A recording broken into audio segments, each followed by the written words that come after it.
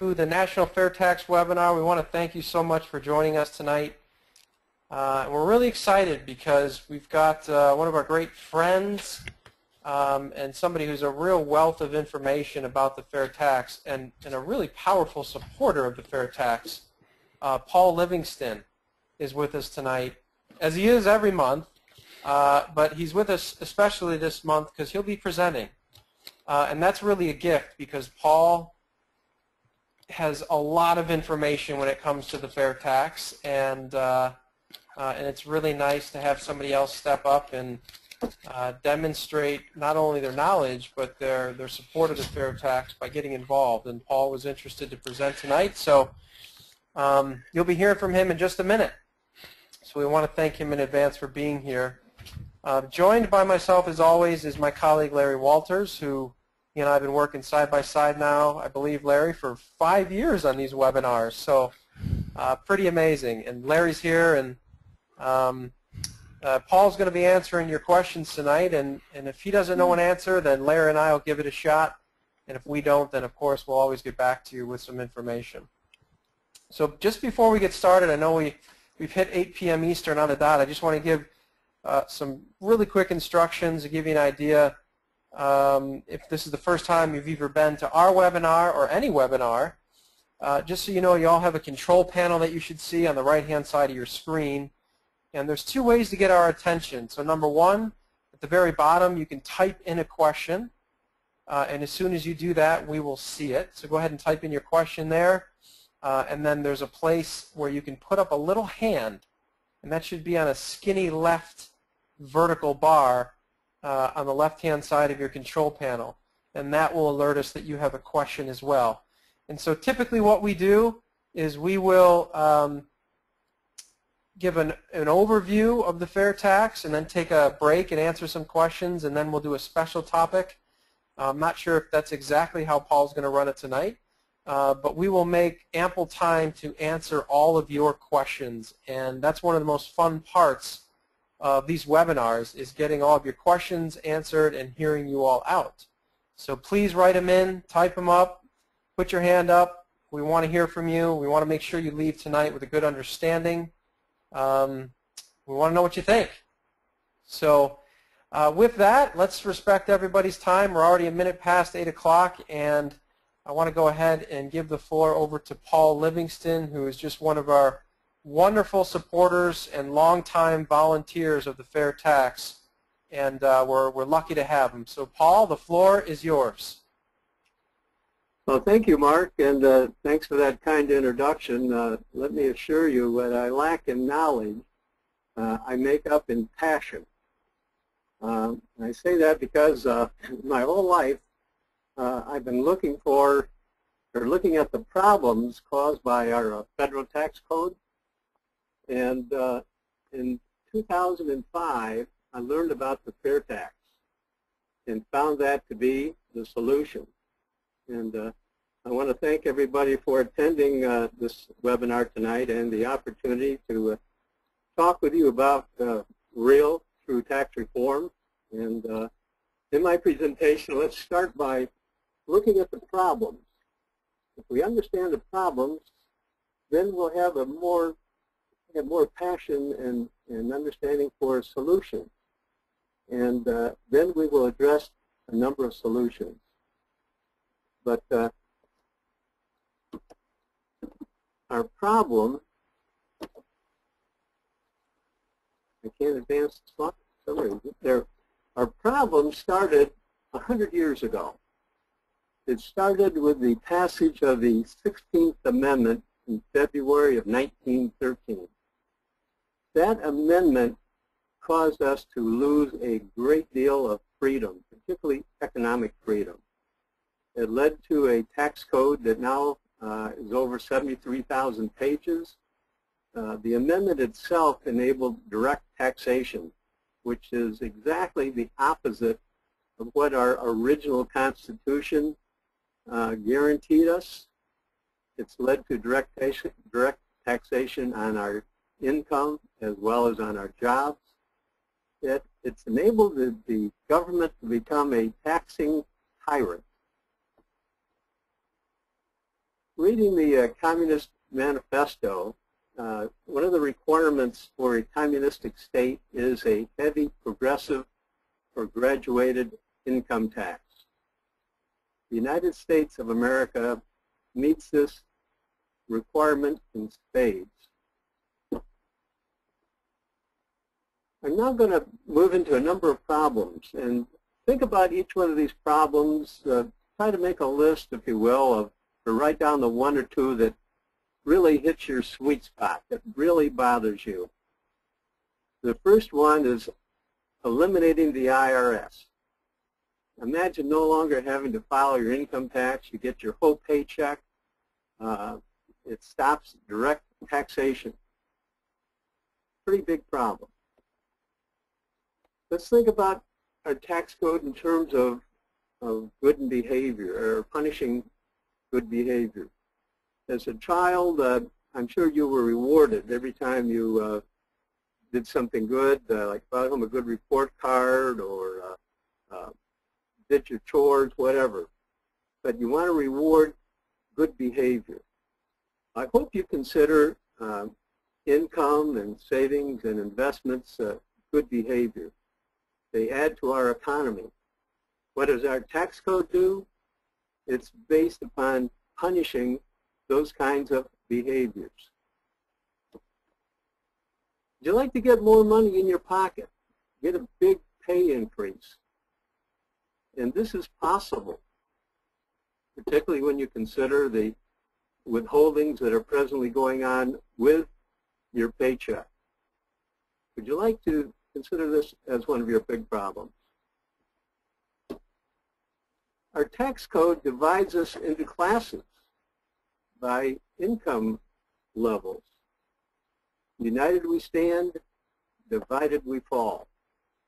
And our tax code divides us. Every year, well, not every year, but last year, we spent as an economy some $431 billion to comply with the tax code. You can call that our stay out of jail card, if you will. But every year it goes up. And this is a huge extra burden that we as an economy carry. What about taxing imported goods and U.S.-made goods and services on the same tax level? Right now, products brought into our economy may not be taxed the same. And when they've not been taxed the same as the products that are made within the United States. So oftentimes the imported goods are coming in at a distinct tax advantage. This is a big one. How would you like to have a jobs and economic stimulus program that works with no government spending and no new debt, and without the politicians picking the winners and losers? How about untaxing all U.S. citizens up to the substantial level of spending? Which you give top priority to? The care and feeding of your family or paying your government? Now, how about helping the poor with a jobs creation program and a monthly tax refund?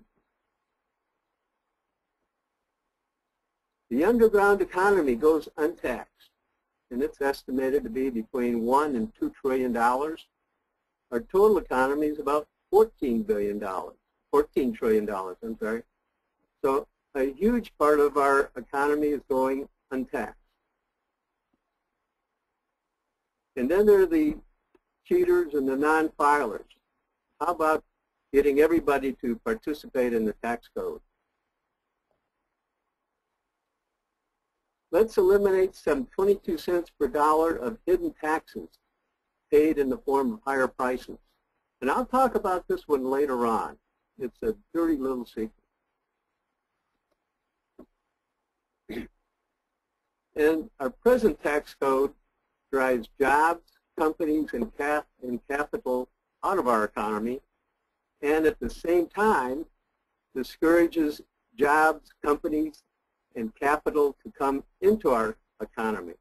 There can be a better way here. The 14th problem, greatly reducing the taxing power politicians, lobbyists, and special interest groups use for their own purposes, for their own advantage.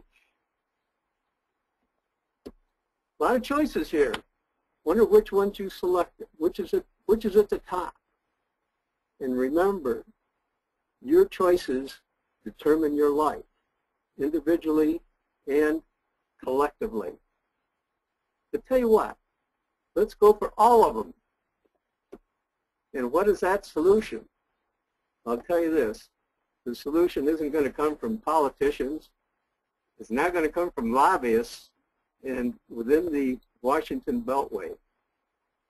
And the flat tax on income that still needs the IRS in the 16th Amendment is not the solution. It is not real, true tax reform. The solution, it came from some $22 million of private funds to do research and study and survey focus groups. They employed a lot of excellent economists from major universities and institutions, MIT, Harvard, Princeton, the Cato Institute, Boston University. And what is that solution?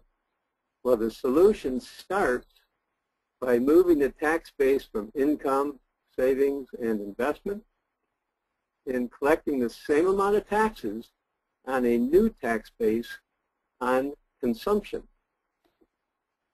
The solution is the Fair Tax Bill. It's now within the Ways and Means Committee.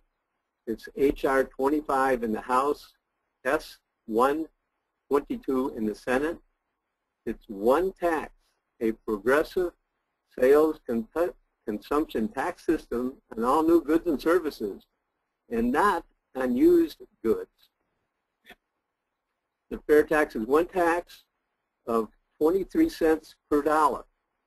Now that's 23% inclusive or 30% exclusive. It's a 133-page long bill. That's double-spaced. It's on the internet. It's easy to read. And it replaces some 73,000 pages of tax code. And the fair tax, with the fair tax, all the payroll tax withdrawals are eliminated. The payroll taxes being Social Security and Medicare. The income tax withdrawal is also eliminated. And add in a monthly tax refund called the prebate, and we'll talk about this in a little more detail in a minute, adds more money into your pocket. Plus, the fair tax eliminates 22 cents per dollar in hidden embedded taxes. So, your disposable income, the amount of money in your pocket, goes up substantially with the fair tax. And the systems and the processes are now in place to implement the fair tax, with the individual states collecting the sales tax and Social Security managing the prebate. But the fair tax will untax every U.S. citizen up to the subsistence spending with a monthly prebate. I'm sorry, with a monthly rebate. But we call it a prebate as it is received at the beginning of the month. A number of examples include on this screen, starting with a family of 2 adults and 2 children.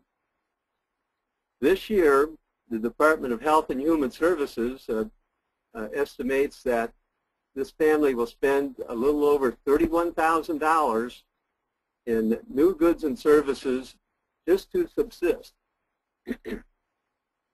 You multiply that $31,000 in spending by the 23% fair tax rate, and you have them spending or paying $7,135 in fair tax.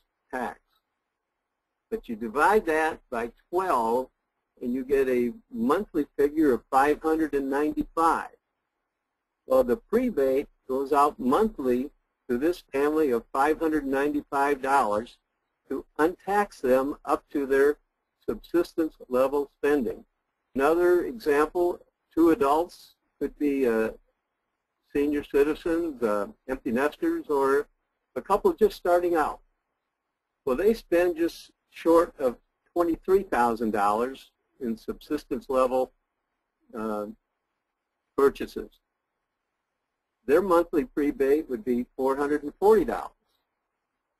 Now, a single person, they would spend just short of $11,500 per month in the subsistence level, and their prebate would be $220. So you can see that, well, let's go on to the next slide. The fair tax is also a progressive tax because of the prebate.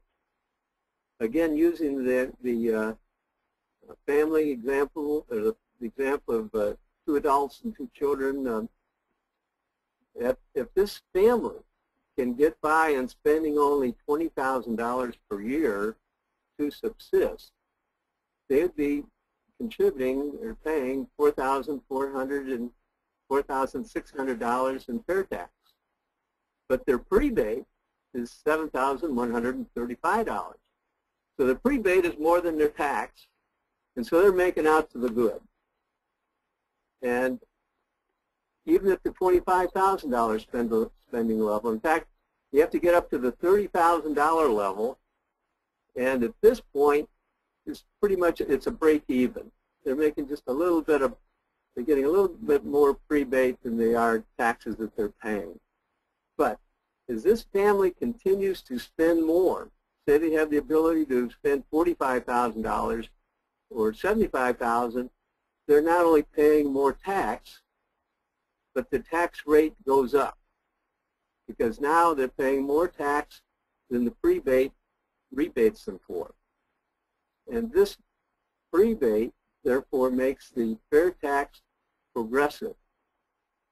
And if you are registered to receive the prebate, and it goes to all U.S. citizens that have a valid Social Security number, they will never pay the actual 23% rate because of the prebate.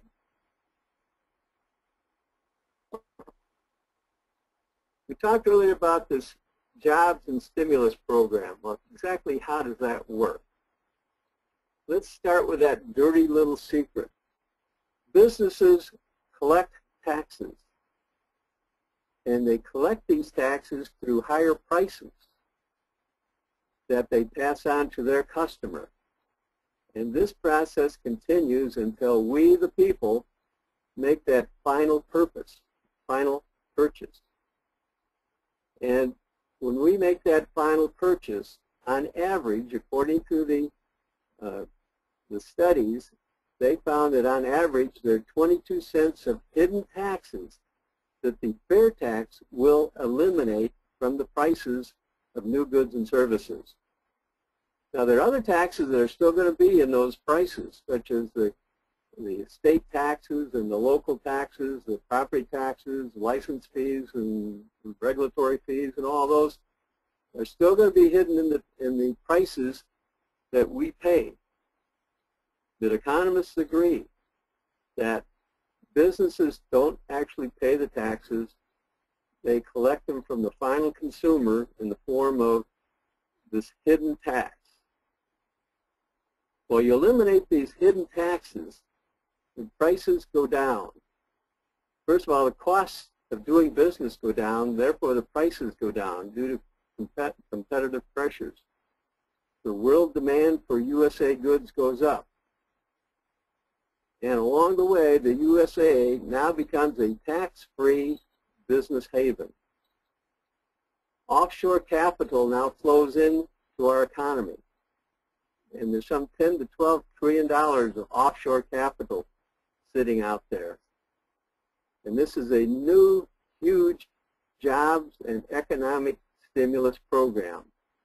And this program happens simply by changing the tax code to the fair tax. In the economic studies that were done, and all the studies to develop this solution, they took a look at what the results would be in the first year through the 10th year for all the major economic metrics or measurements. And we see in this slide, gross domestic product increases, employment goes up, domestic investments go up, consumption goes up. All the major economic indicators show substantial and continuous improvement. There's much to like about the fair tax. It's a nonpartisan program. We don't support any politician. We don't support any political party. We look for them to support us. And the fair tax can be a unifier for our country. It can bring us all together. With that, Mark, I'd like to stop and open up for questions.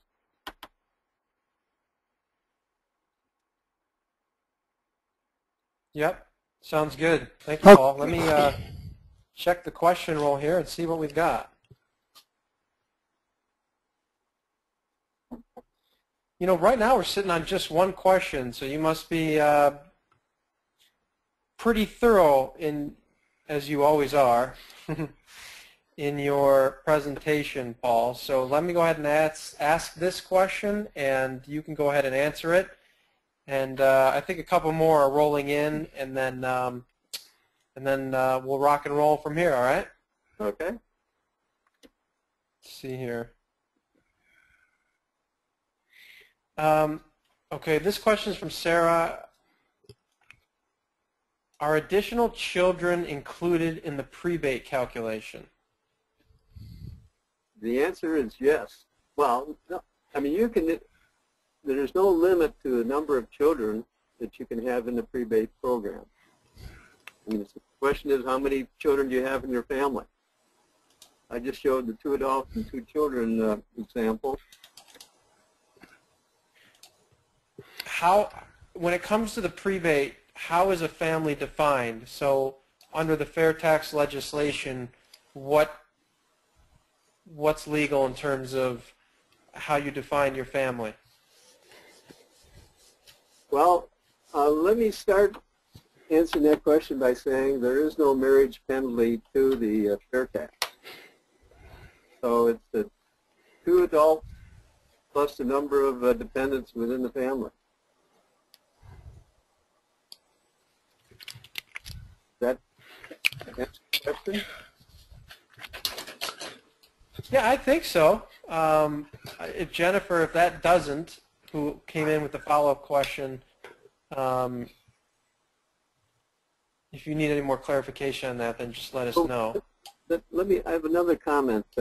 If you want to determine what the prebate would be for your situation, use $2,643 per the two adults, and then $925 per child. And again, there's no marriage penalty. Yeah, and John wrote in terms of defining family, you know, a group living together under the same household, Social Security numbers, valid Social Security numbers for each of those individuals are counted once, each per person. Thank you, John. A number of people, Paul, have written in, asked if our PowerPoint slides would be made available. If you could make them available to them. Yes, sure. Okay, so what I'll say to everyone is at the end, Paul, go back to your initial slide when the presentation's over, and Paul's email address, if I remember correctly, is on that initial slide, and you can jot down his email and email him if you'd like a copy of the slides. Does that work for you, Paul? I don't believe I have my email address on the first slide. I'd be happy to give it out. Yeah, why don't you give it out right now? Okay, it's Paul for, that's F-O-R, Paul for Fair Tax at yahoo.com. Paul for Fairtax at yahoo.com, and for is spelled F-O-U-R. No, F-O-R. Oh, F-O-R. Paul, F-O-R, Fairtax at yahoo.com. Perfect. All right, great. A few more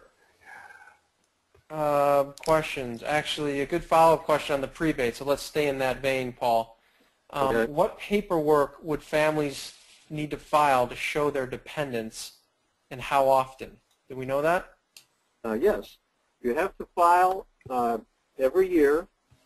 Instead of hiring somebody to figure out your taxes, one-page form that you put in the family members and their Social Security numbers, and that's the file.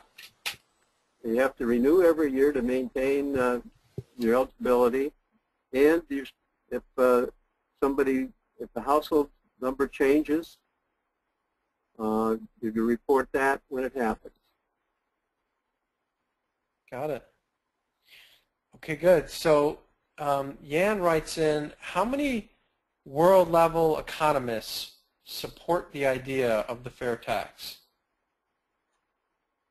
I'm not sure what a world-level economist is, and I have no idea how many of them there are.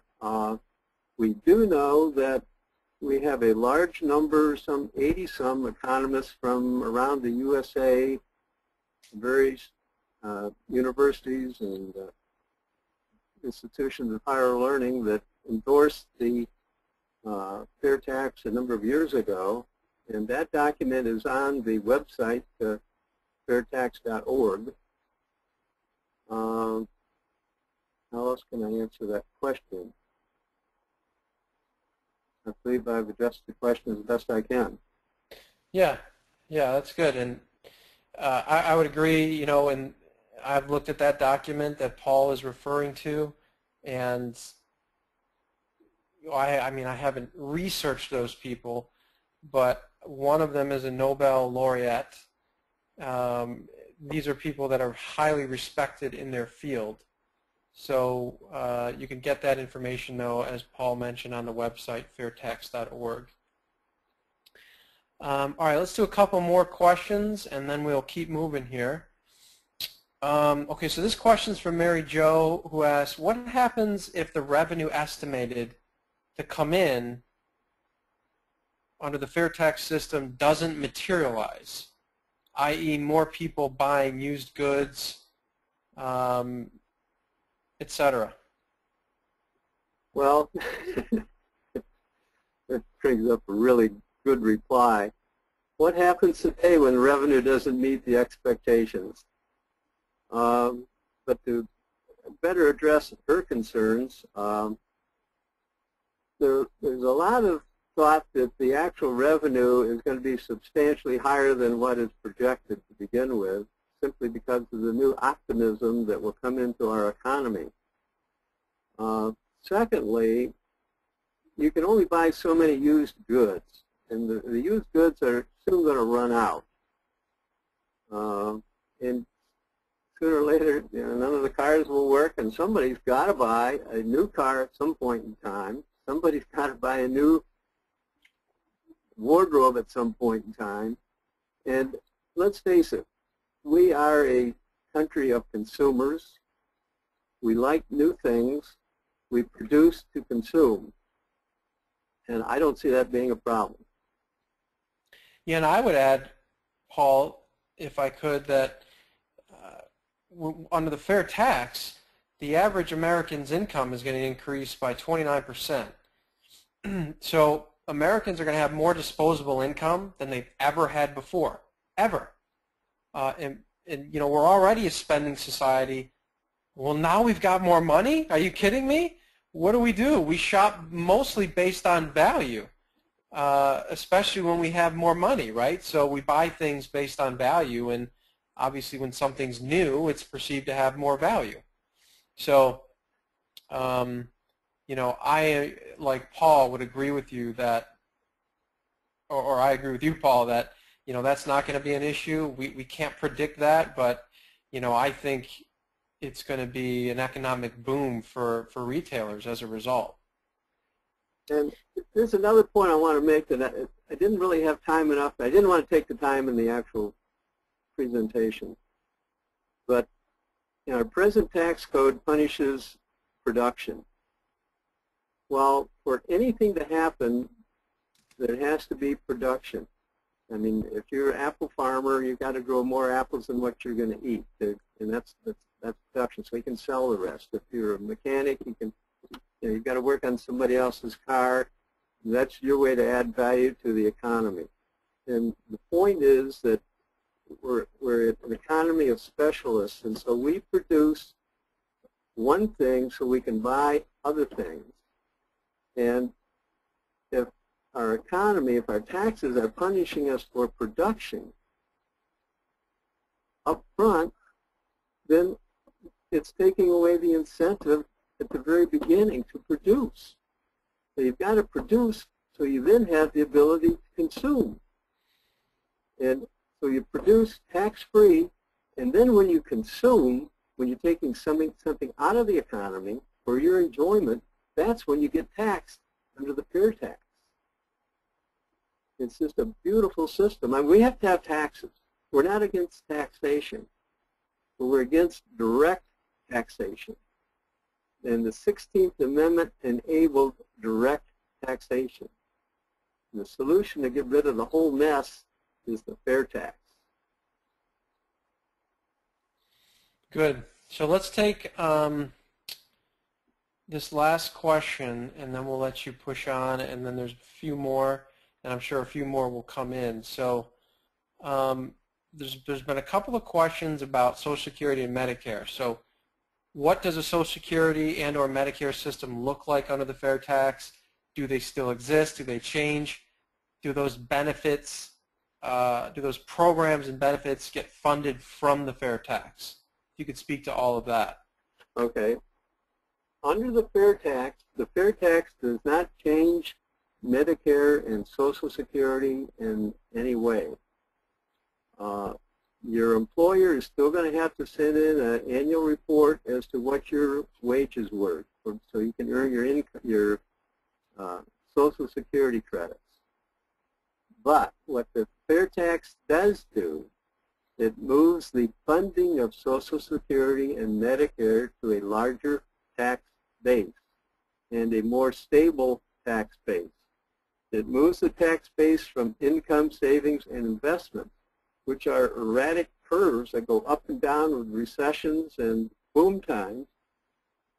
And so in boom times, there's a lot of, there's more income revenue, there's more tax revenue from the increases in income, and so politicians find ways to spend that money with new policies and programs. Then we get a recession or a downturn. The tax revenues decline, but the programs are still there. Under the fair tax, it's based upon a consumption curve. The consumption follows the standard of living curve, and it tends to go up as our standard of living goes up. Now, in hard times, that curve might level out or might even go down a little bit, but we fight to maintain our standard of living by spending some of our income or our investments in the short term, a couple of years. But after that, then, hey, you have to fight a harder nut, if you will. But the fair tax has moved to a much stabler and larger curve.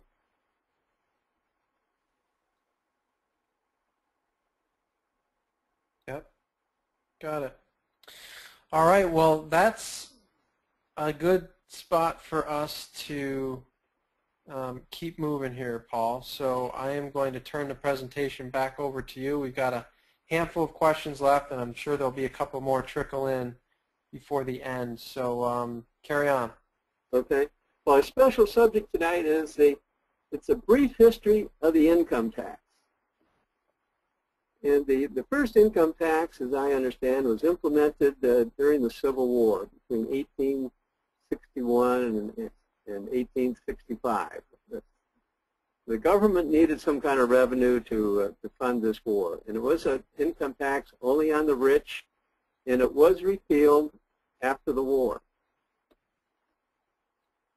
During the economic panic of 1893, there was again a need for some kind of tax because of the downturn, and so they implemented an income tax in 1984 equivalent to $50,000 at a 2% rate. Well, this tax was declared unconstitutional by the Supreme Court.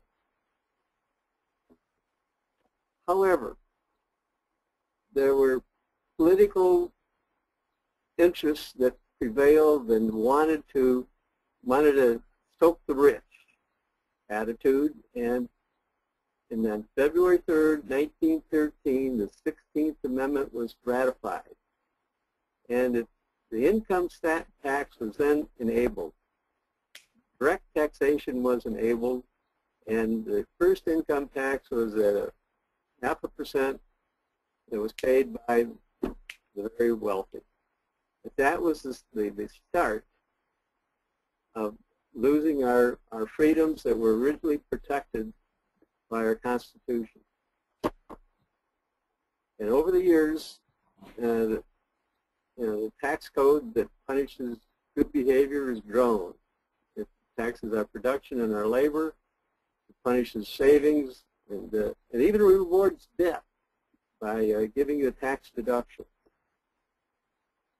And in 1943, again during war times, the need to get tax revenues was heightened.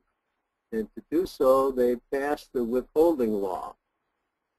Thereby, your income tax was now able to be taken directly out of your pay. And that also applied to Social Security and Medicare when those taxes came into being. And so today, government's hand is now in your pocket.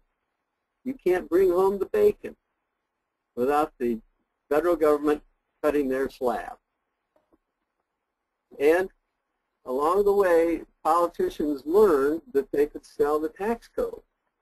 Just going back to 1969, there were only some 16,500 pages of tax code. By 1995, there were 40,000, and in 2012, there were over 73,000 pages of tax code.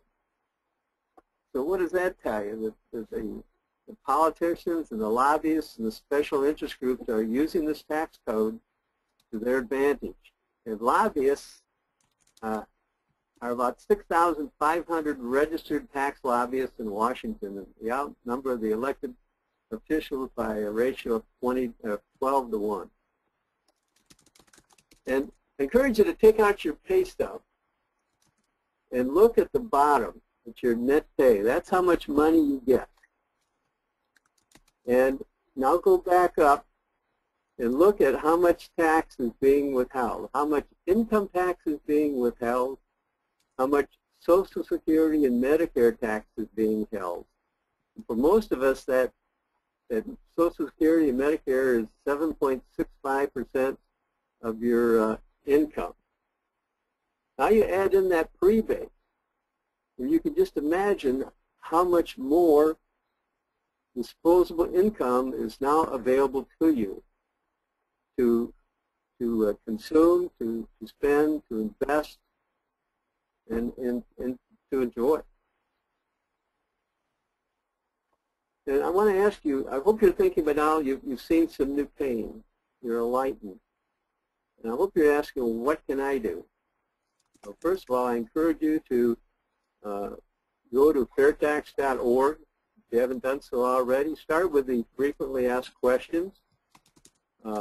If you like what you're hearing and you're learning, register your support at fairtax.org. Or if you live in Florida and want to make at least a $5 per year contribution, go to fairtax.org. And talk it up. Question others to spread the fair tax. Ask them, would you like to eliminate the IRS? You want to stop direct taxation on jobs and income? You understand what direct taxation is.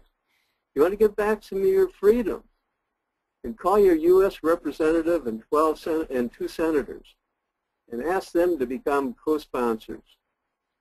And most recently, there's a new petition out to repeal the 16th Amendment. Please go to repeal16.org to sign that petition.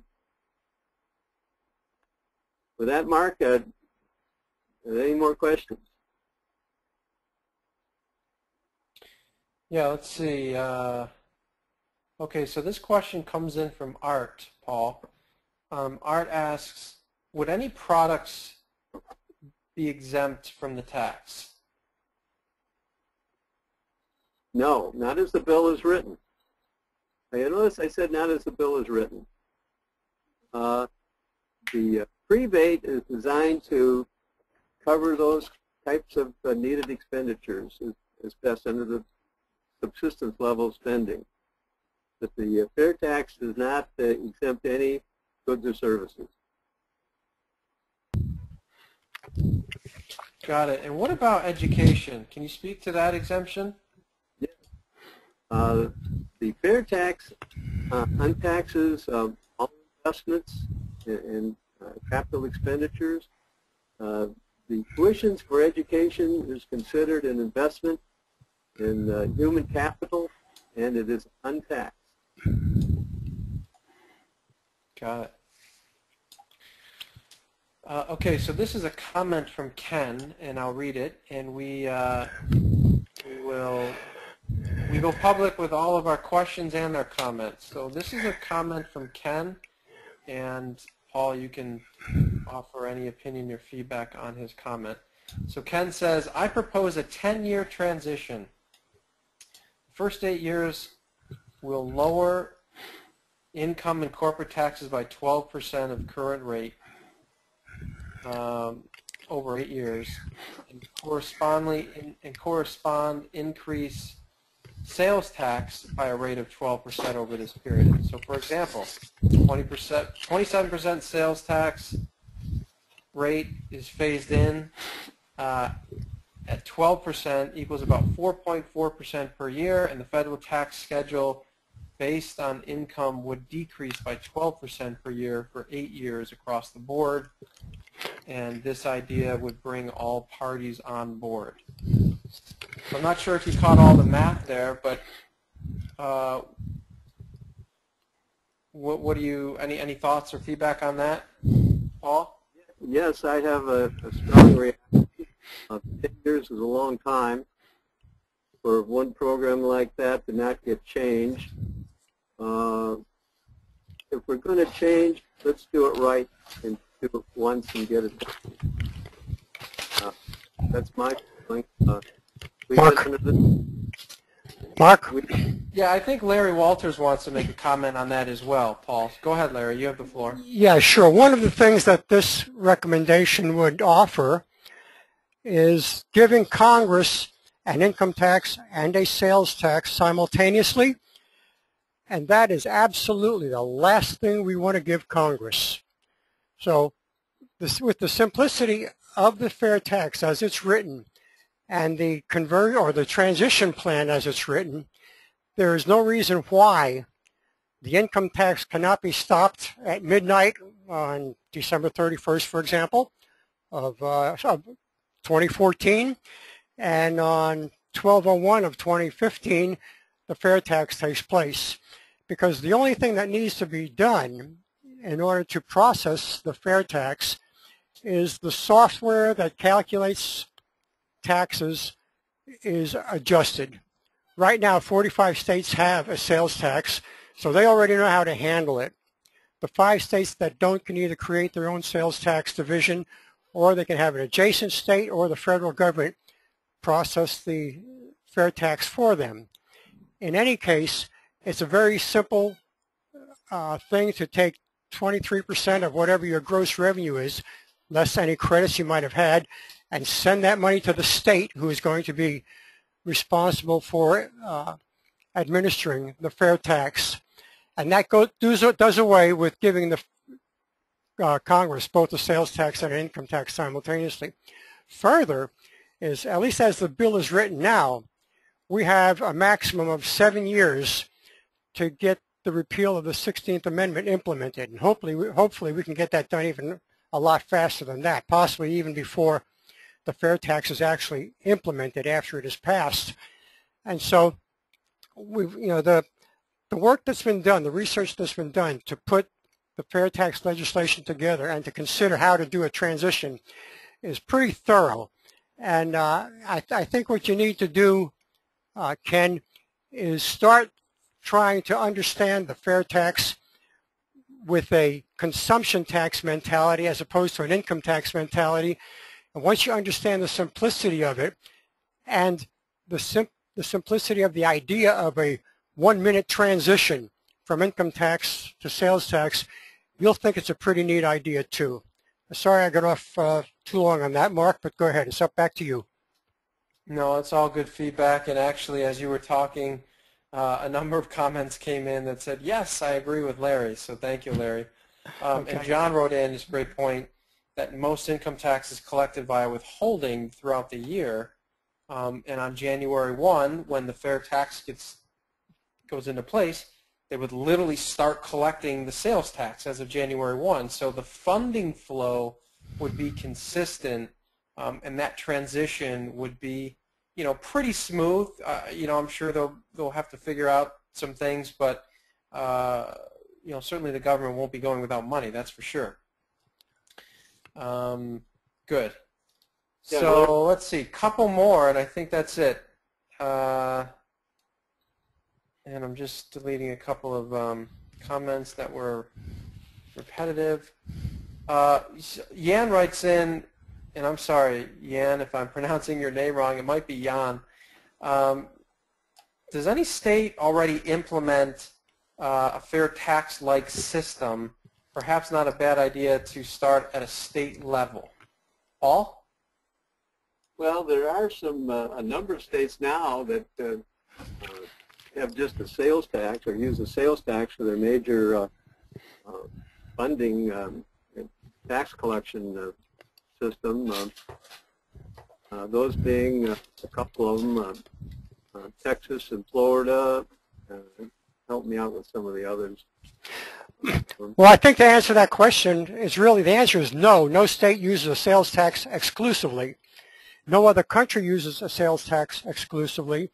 And right now, that's a benefit to us because the first country that implements an exclusive sales tax rate with no taxes on income or on profits of any nature will become the tax haven of the world. And that's where we would like to be. We do not want Brazil to have a sales tax exclusive tax system before we do. I'm sorry, Paul, back to you. No, that was an excellent point. And no state has a prebate, which is an integral part of the fair tax. A number of states are considering moving to a fair tax type program. I believe Louisiana, Michigan, Missouri are a couple of them. So it's getting a lot of traction. Yeah, and just to follow up, by the way, Ken wrote back in, we're talking about, if you recall, Ken's plan was, well, let's do a hybrid of income and sales tax and phase that in over, I believe, 8 years or 12 years. I forget exactly what it was. He wrote a comment back in that says, by making the leap directly to the fair tax, directly to consumption tax, it doesn't give the bureaucrats a chance to evaluate the loss of one funding as it is offset by the new source of revenue. And so I wanted to make a comment that that's actually a very salient point. And I go back to Larry's comment that I think the risk, from my perspective, Ken, the risk of giving the bureaucrats the power of both levels of taxation is a greater risk then perhaps the financial risk of moving from one tax system to the other completely. So that would be my opinion. Larry, you may want to add anything else to that. No, that's fine. Thanks. Got it. Well, thanks for your comments, Ken. We appreciate that. By the way, Paul, what's our Facebook page? What's the Fair Tax Facebook page? It escapes me right now. You just it escapes me too, but it's very easy to find. Just go to Facebook and put in Fair Tax, and you'll get there. But getting back to this thing, Larry made an excellent point of we don't want both the fair tax and the income tax in place at the same time. This is a trade-off. We are trading one for the other. And we haven't talked about the principles of tax reform, which include fairness and easy to understand and transparent. They bring in the same amount of revenue as the old tax system, and it encourages economic development, it encourages growth. The fair tax meets all those 5 principles of tax reform. Good. Well, you've outlasted them all, Paul. We have taken all of our questions, and it looks like we've done a good job here. Well, Mark, nobody has asked how many people are now supporting, or what kind of support does the bill have now? And that's an excellent question to ask. Right now, there are 79 co-sponsors for the fair tax. Of those, 71 of them are in the House. There are 8 in the Senate, and there's a sponsor in both the House and the Senate. So that's a total of 81 elected officials in Washington, D.C. that are in favor of the fair tax. Since the Congress has reconvened, we've had 2 new co-sponsors, and I'm sure we're going to be getting more. Beautiful. Correct me if I'm wrong, but I believe that's the most number of co-sponsors we've ever had, yes? I believe so. Yeah. My experience with the fair tax, yes. Excellent. Well, Paul, you've done a great job. Is there anything else you'd like to add? Again, I just want to thank everybody for attending and this opportunity to talk about real true tax reform and the fair tax solution. It's a tremendous opportunity for us and our country and our families and our future. Yeah, no doubt about that. And as a reminder, Paul's email address is paulforfairtax@yahoo.com. Is that accurate, Paul? That's correct. Yep. Yeah, Paul for Fairtax, and 4 is F-O-R spelled out. paulforfairtax@yahoo.com. I want to thank Paul, who's done a great job putting together this presentation, and as always is such a great wealth of information. As always, thanks to my colleague Larry, who's here every month, month in and month out, and his knowledge base and support and conviction in the fair tax is, in my experience, is unparalleled. So thank you, Larry. And we want to thank most of all everyone who came here. So you took time out of your evening to come and get educated, and we thank you. And as Paul mentioned before, don't make this a one-off. If what you heard tonight inspired you, go tell your friends. Go to fairtax.org. Communicate with your elected officials, and bring some people back on the 4th Thursday of October to this webinar. And let's get more people educated. And you know, the only way this happens, guys, is if we've enough people communicate to our elected officials that this is really important to us. So let your voices be heard. Enroll your friends and family and colleagues and associates and everyone around you.